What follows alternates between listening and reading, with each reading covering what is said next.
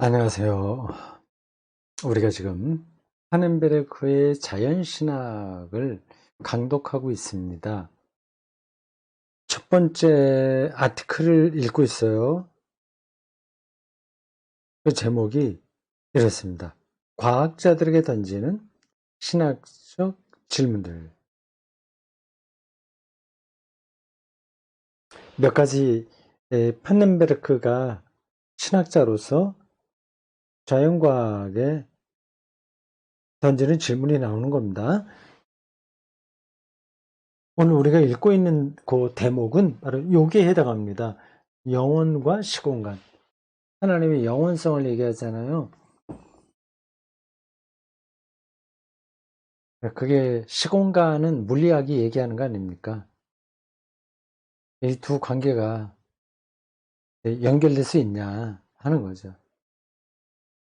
지난 17강에서 저도 아주 깊은 인상을 받았습니다. 하는 메르켈 질문이 아주 시의적절하고 아주 근원적이라는 사실을 더 알게 됐습니다. 그러한 글들을 만나게 되면 기분이 좋은 거죠.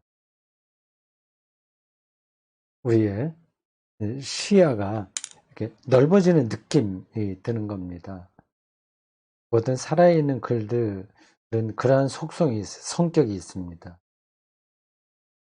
신학책만이 아니라 물리학도 그렇고, 시, 소설,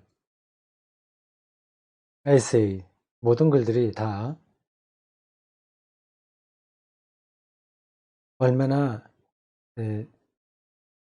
전문적으로 썼냐 안 썼냐 보다도 우리 시각을 어떻게 열어주냐에 따라서 판단되는 겁니다.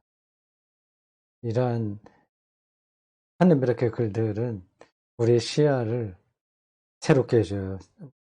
그렇게 되면 즐거운 거죠. 책 읽기의 즐거움이 거기에 있습니다. 성경을 보는 눈도 새로운 시각이 열리게 되면 즐거운 겁니다. 그래서 좋은 설교는 설교하는 사람도 즐겁고 듣는 사람도 즐겁다. 그렇게 볼 수 있습니다. 단순히 재밌어서 즐거운 게 아니라 성경이 말하는 더 근원적인 세계로 한 걸음 더 들어가게 해주니까 그 들어가서 그거를 설명하는 사람도 당연히 즐겁고 그걸 손가락으로 가르쳐 주는 것에 따라서 그거를 확인하고 이해하니까 듣는 사람도 즐겁고 그런 거죠.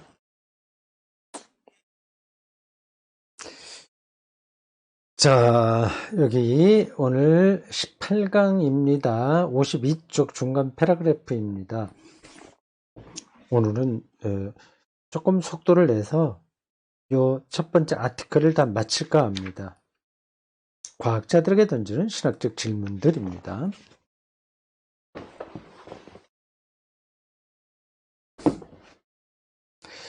그러나 시간적 실제와의 관련성 속에서 시간적 실제성, 실제로 지금 시간 안에서 우리가 살아가고 있는 모든 것들을 가리켜요. 시간적으로 이게 실제하는 거죠. 이 책도 지금 이렇게 있는데 시간이 지나가면서 없어질 수도 있어요. 그러니까 시간적으로 실제하는 겁니다. 시간적 실제와의 관련 속에서 영원성을 그렇게 포괄적으로 해석해내는 작업은 결국 영원성이라는 시각에서 현재 시공간이 새로운 차원으로 열린다는 겁니다. 말하자면 이렇게 말해갖고는 딱 적절하지 않은데 지나가겠습니다. 보십시오. 시간적 실제와의 관련성 속에서 영원성을 그렇게 포괄적으로 해석해내는 작업은 지금 말한 바로 그거예요. 그런 작업은 영원성으로 이 현재 영원성이 여기에 시간 안에 현존함으로써 이 실제가 새로운 차원으로 경험된다는 겁니다. 이런 작업은 결국 시간과 공간의 연장들을 영혼의 개념 모델과 연관시킬 수 있는 체계적 기술 방식을 요구한다. 문장이 좀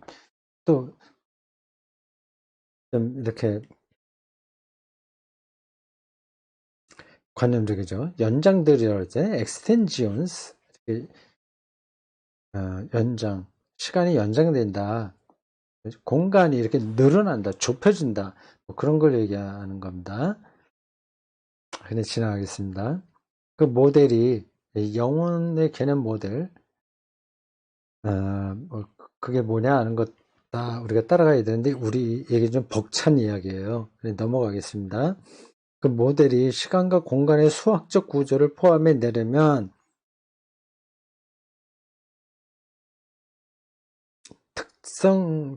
특성상 수학적이어야 할 것이다. 물리학적이어야 된다는 얘기죠.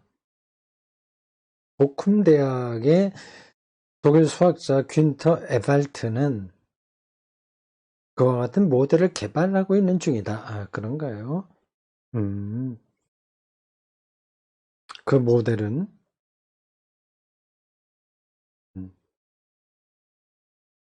시공간 우주를 하나의 단일장으로 인식하는 상대성 이론처럼 전체를 하나의 장으로 본다는 거죠. 장은 그 안에 있는 사물들, 사건들, 뭐 그런 것들을 초월하는 차원입니다. 장 개념의 근거에 있다. 장 개념의 장. 에발트에 따르면 이 개념은 실수의 차원을 넘어 복소수, 어려운 개념들이네요. 실수의 차원을 넘어 실수, 진짜 숫자, 뭐 1, 2, 3, 4 이런 거 얘기하겠죠. 넘어서 복소수, 컴프렉션 넘버, 복소수, 소수라고 하면 되나? 소수는 또 좀 다른 건데 착각이 있었던 것 같죠. 이 번역에 넘어가겠습니다. 이건 너무 까다로워서 여기 머물러 있을 수가 없습니다. 책 읽기에서 제가 몇 번 말씀드렸듯이 잘 안 잡히는 건 지나가는 게 지혜로운 겁니다. 복소수의 차원에서 이 복소수, 실수, 리얼 넘버스라고 되어 있고요. 복소수는 컴플렉스 넘버라고 되어 있습니다. 여기에는 왜 넘버스가 안 붙었지? S가. 복소수의 차원에서 선적으로 진행하는 연속은 발생하지 않기 때문에 복소수로부터 실수로의 전이는 시공간적 존재로의 전이로 해석될 수 있다. 이건 좀 설명하기가 벅찹니다. 이 수학 개념이 너무 어려워요. 실수와 복소수 차이를 일단 정확하게 알아야 되는데 낱말 뜻으로만 알아서는 안 되죠. 일반적으로 실수와 관련하여 복소수의 장은 영원성이 시간적 사건들에 관계하는 모델을 제공할 수 있다. 자, 53쪽 둘째 줄입니다. 이제 이 모델은 하나의 형식이죠. 모델의 말 그대로. 그런 식으로 해서 세계를 이해해 보려고 하는 겁니다. 옛날에는 하늘과 땅과 지하로 우주의 모델을 세웠잖아요. 그런 의미입니다. 이제 이 모델이 얼마만큼의 설명력을 갖고 있는지를 검토하는 일이 남았다. 이 모델은 영혼적인 존재로부터 시간적인 존재로의 전이를 설명할 뿐만 아니라 그래요. 이런 것도 이제 확 들어오지 않아요. 영혼적인 존재로부터 시간적인 존재로의 전이를 설명할 뿐만 아니라 또한 영혼적인 것이 시간의 연속에 현현하는 것도 설명하고 있는가? 그렇게 해야 되는데, 그래야 되는데, 정말 그러고 있는가? 이렇게 질문합니다. 기독교 교리에 따르면, 영원한 실제, 영원적 실제, 이건 표현이 매끄럽지가 않습니다. 영원적인 실제, eternal reality, 영원한 실제가 영원하고 시간하고는 반대 개념이죠. 시간적 실제, 시간적으로 실제하는 거, 이 연필, 이런 게 시간적 실제입니다. 시간 안에서만 실제하는 거예요. 영원하지가 않다는 거죠. 시간 안에 들어와 있습니다. 시간 안에서만 이게 시공간에 차지하고 있어요.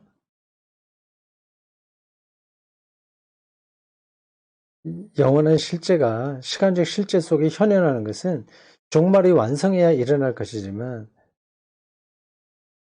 그러나 그 영원의 시간 내 현현은 사건들이 계속되는 연속의 한가운데서, 즉 예수 그리스도의 부활 속에서 예기적으로 일어났다. 앞에 설명까지는 수학자나 과학자들도 동의하겠는데, 이게 예수에게서 영원히 이 시간 안에서 안으로 들어왔다, 이렇게 얘기하면 이제 예기적으로 들어왔다, anticipation, 예기적으로 미리 당긴다는 거예요. 미리 당겨서 본다는 거예요. 일어났다고 하면 그 과학자들이 별로 동의하지 않을 겁니다. 여기서 이제 차이가 있는 거죠. 그걸 이제 기독교가 극복해야 되는데, 그리고 파넨베르크는 그걸 극복하려고 노력하고 있죠. 가능한지 아닌지는 모르겠습니다. 이 사건은, 그러니까 예수 부활 사건이죠. 사건은 영원한 로고스가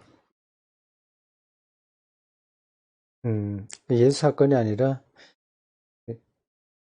그냥 사건들 얘기하는가? 사건들의 계속되는 연속의 가운데서를 가리키나요?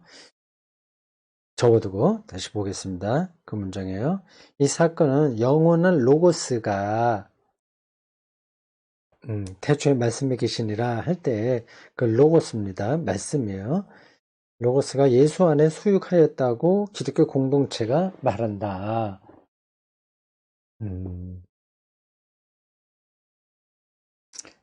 기적과 관계된 모든 물음은 결국 이 종말론적 완성의 예기적 현존 물음과 관계한다.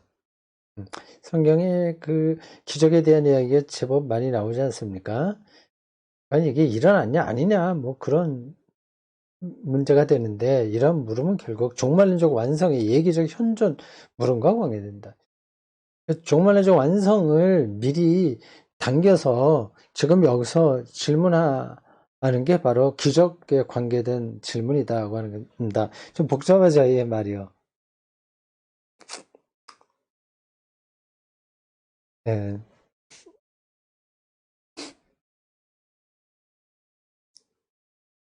그러나 영원히 시간 속에 예기적으로 현존할 수 있는 그와 다른 일상적 방식들이 또한 있다. 또한 있다? 예수 사건 말고 또 있다, 그 얘기인가? 영원의 시간 속에 예기적이라고 하는 건 이해하시겠죠? 미리 기대한다는 거지, 예기. 종말이 일어날 것을 미리 당겨서 기대한다. 그게 이제 기적에 대한 물음과 관련된다고 하는 겁니다.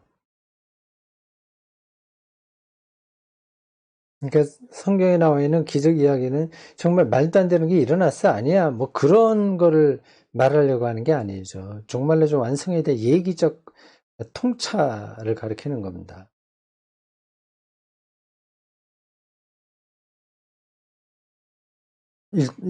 일상적 방식들이 있다고 하는데 이게 뭔가 봅시다. 신적인 로고스가 세계의 창조에서 중요한 역할을 감당하였다고 말하는 기독교 교리에 따르면, 예, 태초에 말씀해 계셨고요. 그 말씀 없이는 세계가 이루어지지 않았다. 이렇게 요한복음 1장에 얘기하고 있지 않습니까? 바로 그걸 지금 설명하고 있는 겁니다. 예수 그리스도의 인격과 역사 속에 현현했던 논리적 구조는 어떻든 모든 피조물 속에 현존해야만 한다. 하나님 아들로서 예수의 정체성은, 하나님은 창조주인데 하나님의 아들이라고 한다면 창조에 관여했다라고 하는 거죠. 하나님 아들로서 예수의 정체성은 결국 그의 종말론적 하나님 나라, 즉 파루시아, 하나님의 임재예요. 파루시아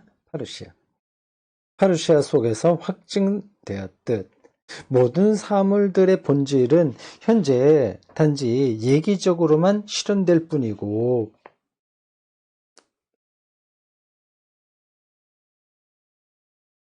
모든 사물들이 얘기적으로만 실현되고 궁극적으로는 시간적인 것이 영원한 것의 현존 속에 재구성될 종말의 미래 속에서나 드러날 것이다.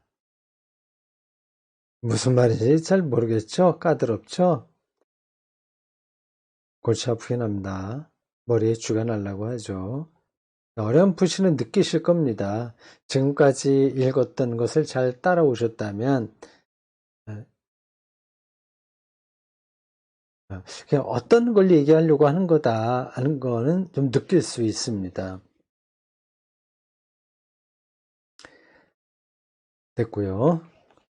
이는 모든 피조물이 로고스의 인상을 간직하는 한 방법에 불과하다. 인상이 뭐야? 임프린트. 로고스, 임프린트, 인상. 뭐 처음 보는 단어네요. 이건 찾아봐야 되겠어요. 네, 인터넷 사전에서 영어 사전으로 해서 찾아보겠습니다. 그게 아니라 영어로 해서 임프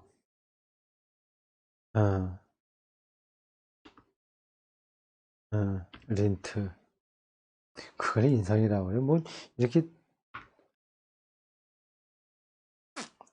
뭐 색이 인쇄하는 거지. 임프린트, 프린트하는 건데 임프린트.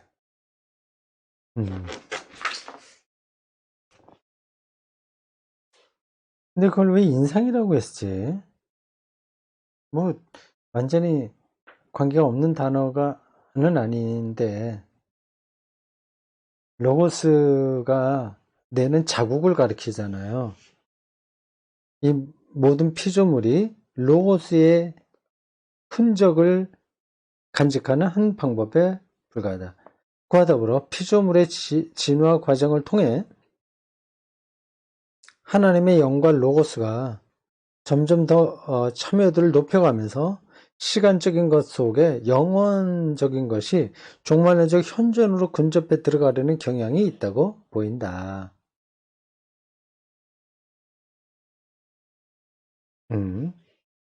인간 정신은 영혼적인 것, 그냥 하나님의 계시 이렇게 생각이 됩니다. 인간 정신은 영원한 것, 그러니까 하나님이라고 또 줄여서도 얘기해도 돼요. 영원한 것은 하나님의 실제이고 하나님의 존재 방식이니까 인간 정신은 하나님의 현존에 대한 고유한 개방성을 갖고 있기 때문에 구별된다. 인간 정신은 그러한 피조물들과 구분된다. 그걸 현존, 하나님의 현존에 대해서 열려있다. 이렇게 일반 피조물하고 구별되는 거죠. 그러니까 영원한 것의 현존, 그러니까 신성의 현존. 그러니까 하나님이라고 얘기돼요. 하나님이 현재 계심, 하나님의 파루시아에 대해서 인간 정신은 열려 있는 거죠. 그걸 받아들일 수 있는 거죠. 수동적으로만이 아니라 거기에 그걸 볼 수 있다고 하는 겁니다. 거기에 따라서 달라지는 거죠. 그 표현은 정확하지는 않은데 개방되어 있다고 한다는 뜻이 이제 그거죠. 하나님이 여기 계시다. 하나님이 임재 하나님 나라가 여기 계시다고 하는 것에 우리 인간 정신은 대단히 민감하게 거기에 반응하기에 다른 피조물하고 구분된다. 그 뜻입니다. 영혼적인 것의 현존은 비록 제한적인 방식으로나마 과거와 미래 사건들을 중첩시킴으로써 증폭된 현존 경험으로 표현된다.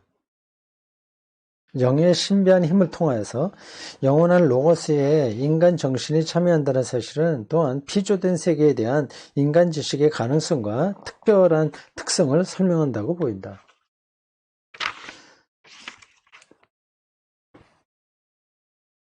자, 이거는 좀 들어가고 NSN. 안경을 좀 바꿔 쓰는 게 더 편하겠네요. 도수가 조금씩 달라서 어떤 걸 보는 것에 따라 조금씩 차이가 있습니다.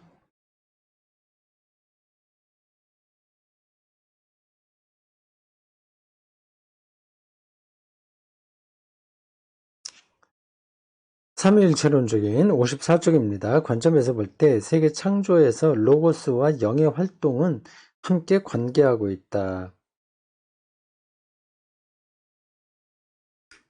로고스, 예수 그리스도의 성육신, 영, 성령. 이를 근대 과학의 기술적 언어로 표현할 수 있을까? 기술, 서술한다는 뜻이면 그냥 과학의 언어로 설명할 수 있을까 하는 겁니다.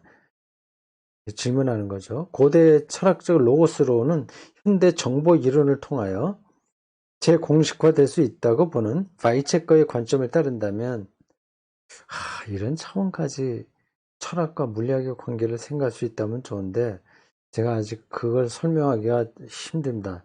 정보장 이론이 세계 창조에서 로고스와 영의 협동을 정당화시켜줄 수 있다는 것도 불가능한 것으로 생각되지는 않는다. 됐습니다. 거기까지 접어둬야 되겠어요. 자, 핵심은 이겁니다. 영혼과 시공간의 관계죠.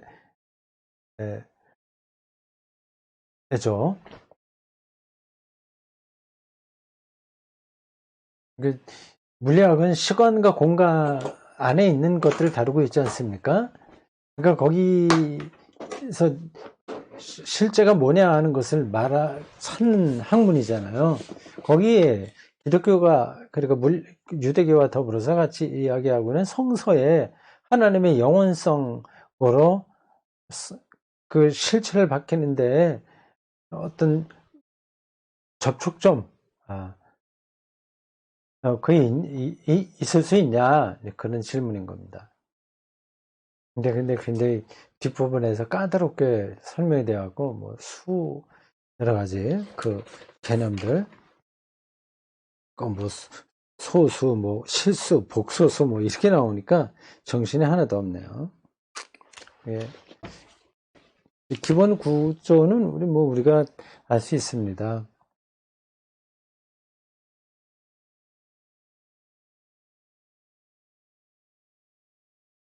성서적 그 관점을 통해서 시간과 공간 안에 있는 이 세계를 저는 새로운 차원으로 해석할 수 있다고 하는 겁니다. 그게 이제 물리학에서 다뤄질 수 있는가 하는 그런 질문을 하는 거죠. 근데 파넨베르그는 된다 얘기하죠. 지금 바로 끝부분에서 읽은 데에서는 정보의 장이론 이런 것까지 끌고 돌아 설명하냐고 복잡해서 못하겠습니다. 마지막 소제목입니다. 기독교 종말론과 과학이 말하는 우주. 네. 여긴 어떤 이야기를 할지에는 약간은 우리가 눈치챌 수 있어요. 창조론이 시작했다, 하나님이 세계를 창조했다고 하는 건데, 이제 빅뱅 물리학 이론이 나온 다음부터 창조론의 근거가 더 인정된 겁니다. 그 전에는 이 자연 세계가 원래부터 있었다, 그렇게 과학자들이 많이 생각했거든요. 그럼 창조론하고는 배치되는 거죠. 근데 빅뱅 이론 이후에는 창조론하고 연관성이 생기는 겁니다. 이게 우주가 계속 커질 거냐, 무한히 커지냐, 그렇게 물리학자들 보진 않잖아요. 가다가 다 축소된다, 이런저런 얘기를 하고 있는데, 그러한 우주와, 물리학자들이 말하는 우주와 기독교가 말하는 종말 문제가 어떻게 연관될 수 있냐, 그런 얘기를 할 것 같습니다. 마지막 질문, 즉 종말론의 물음은 영의 활동과 연관하여 그리고 영원적인 것이 시간 속에 변형적으로 존재한다는 사실과 연관하여, 이건 핵심이에요. 앞에서도 한 이야기에 다 연관되는 겁니다. 영원한 것이 시간 속에 변형돼서 현존한다. 이미 여기에 영원한 것이 들어와 있다. 종말이 이미 여기 들어와 있다. 그걸 이제 앞에서 뭐 로고스, 장, 수의 장, 뭐 이런저런 소수, 아니에요. 실수, 뭐 복소수, 이런 것들 끌어들여서 얘기하느라고 복잡해지는데 핵심은 이겁니다. 영원한 것, 그러니까 하나님이 시간 속에서 저는 새로운 차원, 변형으로서 선조한다는 사실, 이게 이제 하늘비라고 얘기하려고 하는 거였어요. 연관해서 이미 다뤄졌다고 볼 수 있다. 그러나 이 물음은 다시 그 본래 자리에서 제기될 필요가 있다. 왜냐하면 이 물음은 근대 과학에 기반한 세계관과 기독교 신앙에 기반한 세계관 사이의 가장 명백한 갈등 중에 하나를 지시하고 있기 때문이다. 현재를 침노해오는 이 세계의 임박한 종말에 대한 기독교적 확신은 현재 속으로 종말이 이제 밀려온다는 얘기입니다. 이러한 종말론인 거죠. 기독교의 종말론입니다. 이게 너무 거창하게 들리면 죽음이 우리를 향해서 달려오고 있다. 현재 지금 내가 살아있으나 이미 죽음이 여기에 들어와 있다. 이렇게 보는 겁니다. 그렇게 뭐 크게 잘못된 얘기는 아니죠.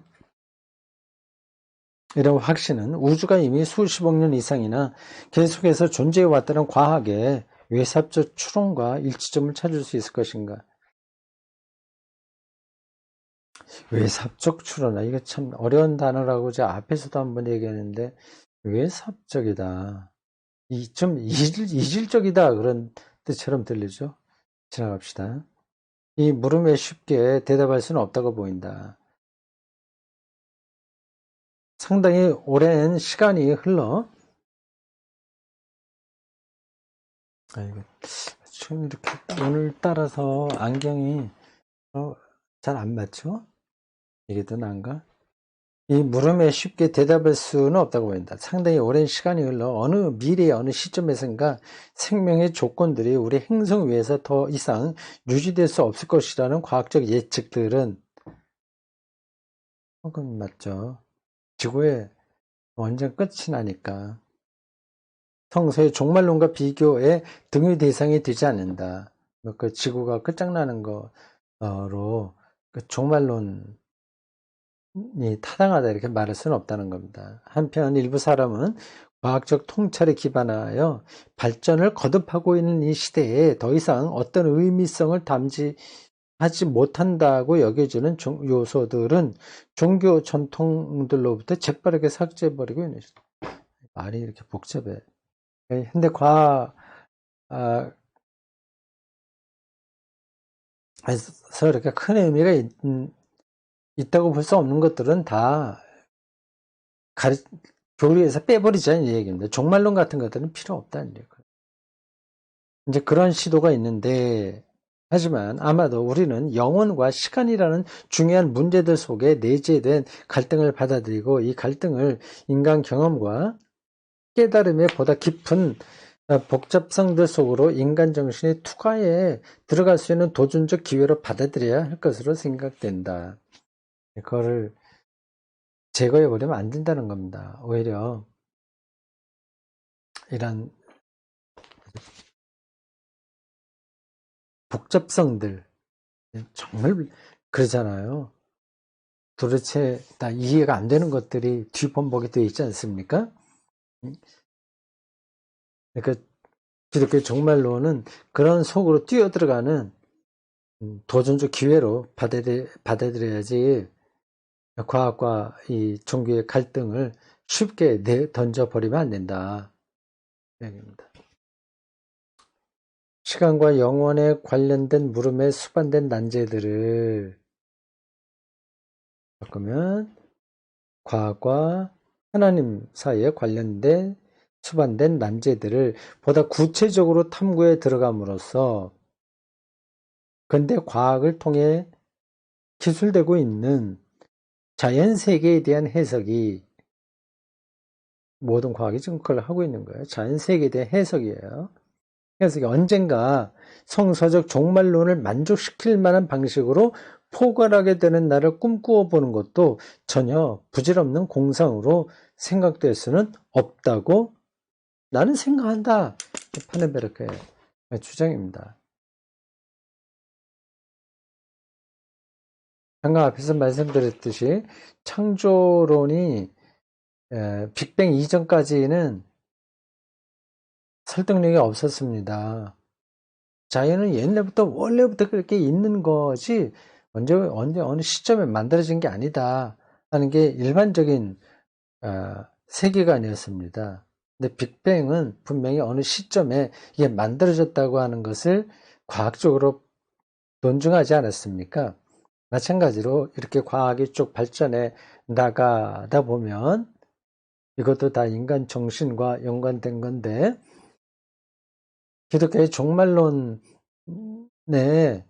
근거, 이게 설득력이 있다는 근거를 과학이 밝혀낼 수도 있다. 그럴 때가 온다는 것을 우리가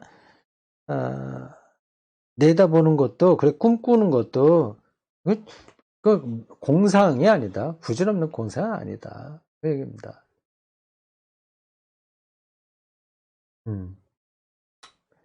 부지런히 그런 때를 위해서 신학은 준비를 해야 되겠죠.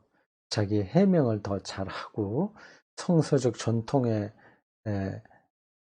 이 말하려고 하는 핵심을 정확하게 붙들고 있어야 되겠죠.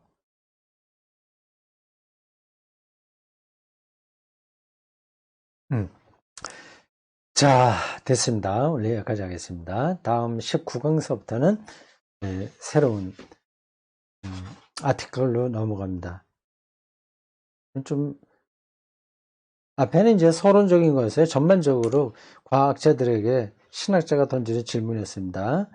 두 번째 아티클은 제목이 이렇네요. 창조론과 현대과학. 좀 더 익숙하죠? 창조론과 현대과학. 네. 그때 그 시간에 다시 뵙겠습니다. 수고했습니다.